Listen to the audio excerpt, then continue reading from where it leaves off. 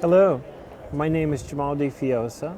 I'm very excited to be in London, England for the exclusive launch of the European version of my new book. It's a biography of Alex Sanders. It's called Coined for the Ferryman, The Death and Life of Alex Sanders. Alex Sanders was one of the most noteworthy figures in the occult movement within London, particularly in the 1960s and 1970s. So this is exactly where Alex lived and worked and did his magic. It's very significant to bring the book back to London to recognize the accomplishments in the modern occult world that Alex achieved. There is a tremendous amount of interest in traditional witchcraft around the world.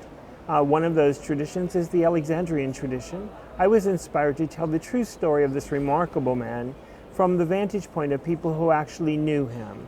So the book is comprised of interviews, anecdotes, stories of people who loved him, worked with him, and what you get is a composite of the individual that is very rare. He leaps from the pages, and you feel the passion that he had for the crafts and for magic in general. My name is Kerrigan Griffith. I am the graphic designer for Loges Publishing, which is our company for publishing this biography of Alex Sanders. What I like to do in terms of creativity in the process of all of this is to first create the cover of the book and then present it to the author, and then the author would be inspired by it somehow and create the book. And that was exactly what happened. One of the things that I thought, obviously, the cover of the book is about coins and it's about a ferryman. So, of course, it has to have at least water in it and a coin. This coin is actually Alexander the Great, which has some significance for Alex itself and him as the king of the witches. And also the lake. This is actually a lake in Maine, in the United States of America. That we go to. We actually spend holidays on this lake. Well, I am an Alexandrian high priest, and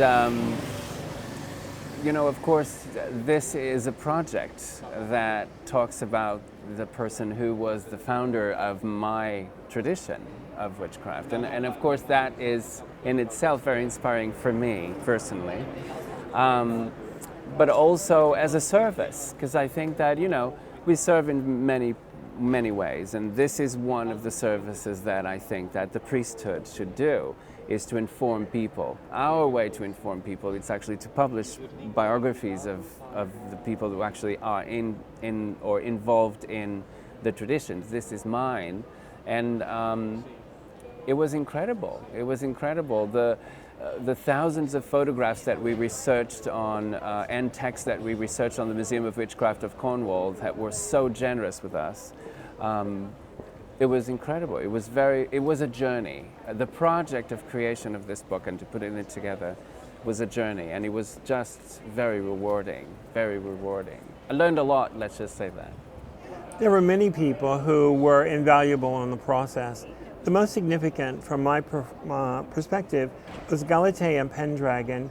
Galatea is now a dear friend. We met through the creation of the book, and it was really her story of meeting Alex as a young woman and coming into witchcraft at the age of 18 in 1971 in London, and then spending an entire life with Alex, being with him up until the time he died in 1988.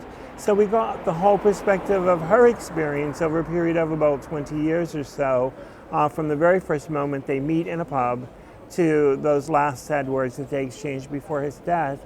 And that was the foundation of the book. Many other people contributed. Mary Rands, who is very well known in the London Occult Society. Maxine Sanders was very loving and giving, worked with me a lot in getting a lot of the facts straight. Because the interesting thing about Alex Sanders is no two people remember an event the same way. And a lot of times, due to time and different perspectives, the events got all bungled up in people's minds. So she was able to untie a lot of those knots and straighten things out.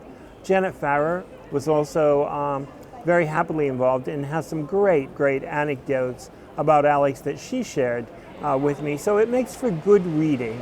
and I hope you enjoy it.